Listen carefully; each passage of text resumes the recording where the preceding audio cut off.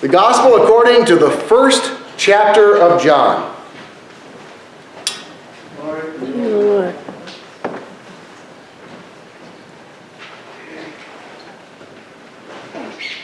The next day, Jesus decided to leave for Galilee. Finding Philip, he said to him, "Follow me." Philip, like Andrew and Peter, was from the town of Bethsaida. Philip found Nathanael and told him, "We have found the one Moses wrote about in the law, and about whom the prophets also wrote, Jesus of Nazareth, the son of Joseph." "Nazareth? Can anything good come from there?" Nathanael asked. "Come and see," said Philip. When Jesus saw Nathanael approaching, he said of him, "Here truly is an Israelite in whom there is no deceit." "How do you know me?" Nathanael asked. Jesus answered, "I saw you while you were still under the fig tree before Philip called you." Then Nathanael declared, "Rabbi, you are the Son of God. You are the King of Israel." Jesus said, "You believe because I told you I saw you under the fig tree. You will see greater things than that." He then added, "Very truly I tell you, you will see heaven open, and the angels of God ascending and descending on the Son of Man." The Gospel of our Lord. Praise you, O Christ. Please be seated. Having young ones with you this morning, you'd like to join Heidi and the kids here for junior church, now is the time. Again, always welcome to stay, but also something we have on offer for you right here. The junior church lesson, also considering the fruit of faithfulness.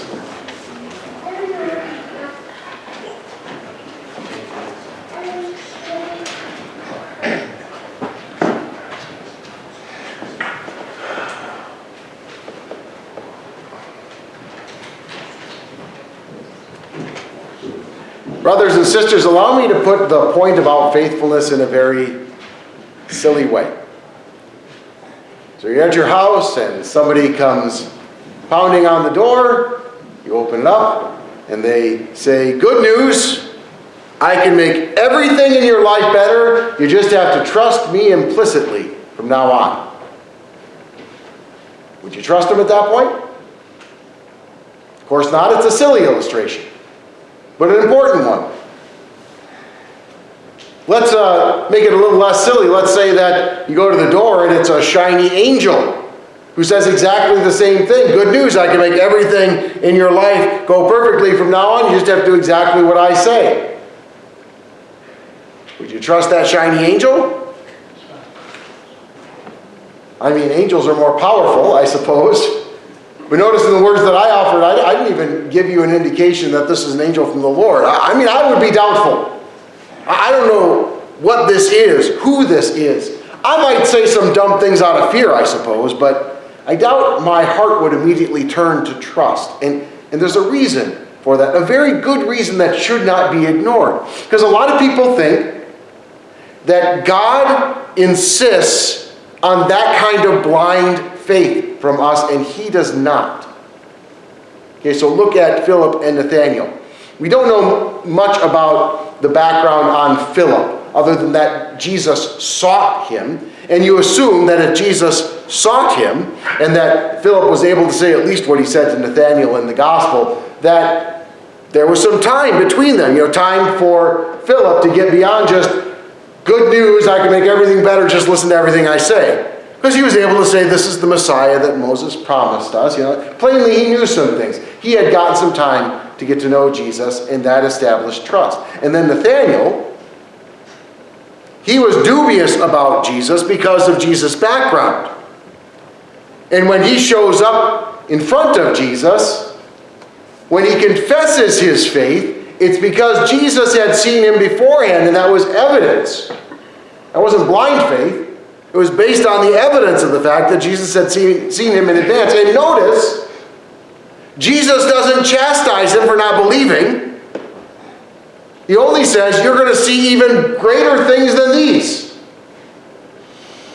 You are in for quite a ride." Likewise, you've heard me say before, we shouldn't be hard on our namesake here at St. Thomas, doubting Thomas. Everyone disdains him, just in calling him Doubting Thomas. But the Lord didn't disdain him. It was essential to his role as an eyewitness of the resurrection that he saw Jesus with his own eyes. God doesn't demand blind faith. He brings us to faith through evidence of his own faithfulness. That make sense?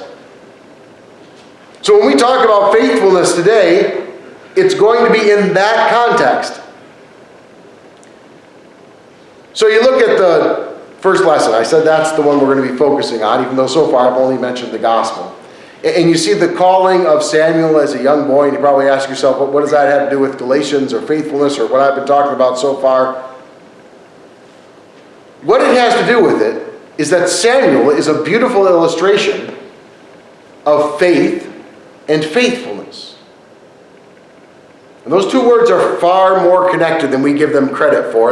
Obviously, they sound connected because the word faith is in the word faithfulness. But we have a hard time understanding how they're connected in English, don't you think? Faith is a belief in something and faithfulness is a behavior, right? But in the biblical languages, they're much more closely connected. Interchangeable in some cases. Faith and faithfulness. If you remember the silly illustration, you can kind of understand why. Because a faithful or trustworthy person is one who convinces you. They're very tightly connected, you see? They convince you that they are faithful through being faithful. They establish a record, and that establishes trust. The guy at the door, why would you trust him? Who's that guy? You have no idea. He could be anybody. He's established nothing for you. But the voice calling Samuel, Eli eventually realized that was a trustworthy voice. And how did he know? Because he'd had experience with the Lord.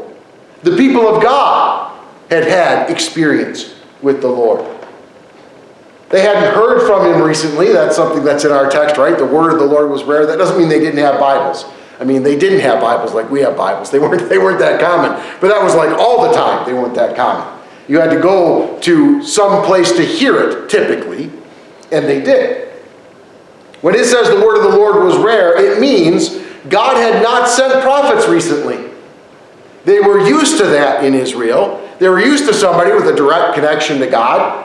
Samuel comes after the time of the judges, after all, and many of them had messages straight from God to share with the people, not just acts of deliverance. But this was not one of those times. When Eli was high priest, those kinds of messages were rare. But Eli was aware of them. The Lord had established his faithfulness with Israel. Even when you look at the time of the judges, when the people were constantly being faithless to the Lord and rebelling against him, God was always responding to their cries for help when things went awry. And he was sending those judges, and they were coming to help. Eli knew the faithfulness of God such that he could say to Samuel, like verse 9 says, go and lie down, and if he calls you, say, speak, Lord, for your servant is listening, which would be a dumb thing to say if you didn't really understand the voice or whether it was trustworthy, right? But he knows the voice. He knows the Lord. And he can tell this young boy in his care, put your life in that voice's hands and tell him so. But that's not blind faith. That's faith based on the relationship between the Lord and Israel. Likewise, despite the shame and the guilt that Eli would have felt being called out by the Lord through the message that was given to Samuel, he was able to say the words of verse 17. Don't hide this from me. Tell me what the message is. And then Samuel told him, and Eli was able to say, he is the Lord. Let him do what is good in his eyes.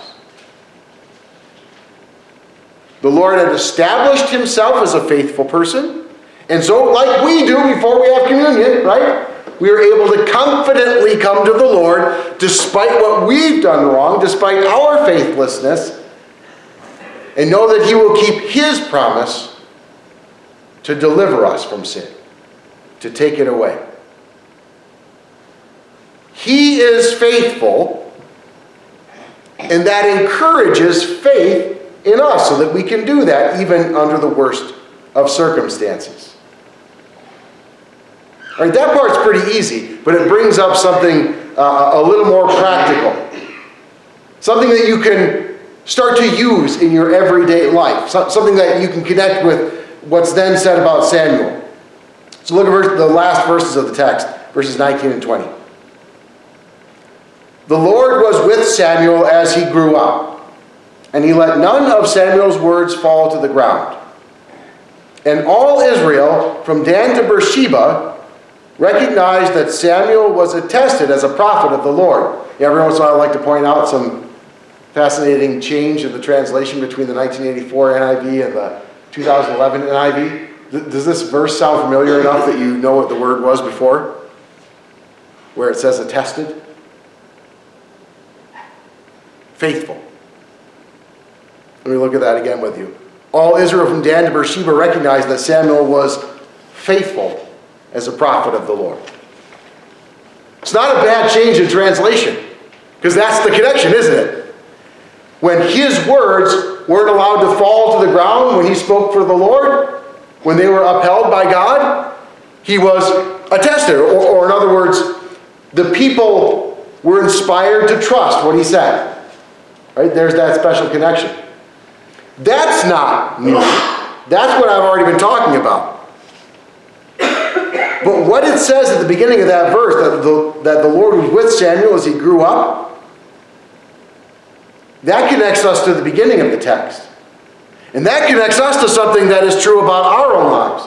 The beginning of the text, it says that Samuel was a boy ministering before Eli in the temple of the Lord. Tabernacle in this case. The temple hadn't been set up yet. He's ministering to the Lord. That's a thought that is repeated several times at the beginning of Samuel. Do you remember his story? His mother was barren. She would go to the tabernacle every year, for the festivals, and she was in there praying because she wanted a child so badly. And Eli was introduced to her thinking that she was a drunken woman in there just babbling to herself. No, I'm praying to the Lord for a child. So he knew the prayer. And when she came back with a child the next year, boom, there's another example of how Eli knows that God is faithful, right? That child was Samuel. And Hannah, Samuel's mother, told Eli, this child I have dedicated to the Lord, so I'm going to raise him to the point where I can wean him, and then he's going to serve in the temple the rest of his life. And like I said, that's repeated, that Samuel's a boy ministering to God in the tabernacle. That's repeated over and over again leading up to this verse. You know why I point that out? Because I said there's something practical in that for us. Remember? God establishes his faithfulness to us by being faithful. And God has built it into us. You could say into our psychology if you want to, but he's built it into us that as we repeat behaviors, we become changed by them. So there's two ways in this text that demonstrate how faithfulness begets faithfulness. One is by looking at the faithfulness of the Lord. It inspires you to want to be faithful. And then there's this good news in the text that we sometimes miss. That if we are inspired by God to be faithful, that can change us to be more like him. Not like, God-like in power, but I mean, noble in our faithfulness. Samuel grew up before the Lord in this situation where God set him up constantly connected to the Word, right? He wasn't, rare to the Word in the sense that he had never heard of the Lord before. He just hadn't received a vision yet. But he knew the Word of the Lord. He worked at the tabernacle. So he knew. And growing up around it, he was inspired by the Lord's faithfulness. But unlike Eli's sons, because that's the other part of the text, right? Unlike Eli's sons, they didn't practice faithfulness. And so they went further and further away. The good news is you can hear of the faithfulness of God no matter what's going on in your life before now. And you can start practicing being a person of your word. The latest psychology has actually demonstrated that when you practice being a person of your word, when you refuse to lie, it actually changes your DNA. Did you know that? It's pretty cutting edge research, but kind of nutty. But apparently it's true. It activates genes in your DNA sequence that go dormant when you're lying. That's pretty amazing. The Lord has designed us this way. Unless you think to yourself, hey, I went to church this morning, fought the snow and the blizzard, and what I got was a psychology lesson. It's better than this. Because you can go anywhere nowadays, and if they're up in their research, they can tell you what I just told you. 30 days of practicing a habit, and it becomes more a part of you. It can affect you in great ways. And if you can practice faithfulness, wow, that's great. That's noble. That's wonderful. But when you come to the Lord for that faithfulness, like Eli was sending Samuel to the Lord for that faithfulness, you're getting something extraordinary. Not just the promise that psychologically you could change yourself through good behavior,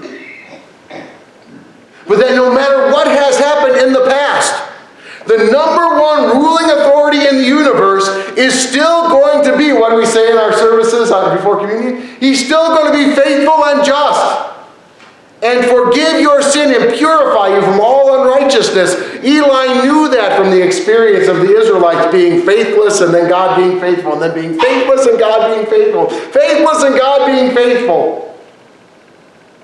And then comes Samuel. After all that faithlessness, then comes Samuel, demonstrating that the Lord is faithful in power for you as well. All that past, just taken right off the record. That's what Jesus was here for. To demonstrate that there's nothing that stands between us and the pure faithful one. I mean, I can think of all kinds of things that should. I think about my life and my wastefulness and my stupidity. And then I go and I stand in a pulpit. That makes no sense from inside here. But from where God is standing, God who took on human flesh in order to make that connection with us, to preach that message of good news, to say God is going to remain faithful no matter what, even if our response to him is to literally murder him. He'll still be good to us. And he'll even demonstrate the power to defeat our greatest enemy, death. Faithfulness is huge. I said at the beginning of the service. Faithfulness is such a big thing. It's so important in our relationship to God, which is why this is far more than a psychology lesson. Take whatever lies to you right now about whether or not you can be a faithful person, and focus on how hard God works, how faithfully God works to draw people out of the darkness and into his wonderful light. And rejoice in the light of forgiveness and the power of new life. His faithfulness begets our faithfulness. And as that works in our lives, it begets more faithfulness. And that's wonderful news for a people living in a world so broken and so untrustworthy that it would be silly to think of a person walking up to your door and demanding trust and actually considering giving it to them. But I can think of a door. I can think of a door that each of us in all our sinfulness can walk up to right now and knock on. Where you can say to the person inside, trust me. I want to do well.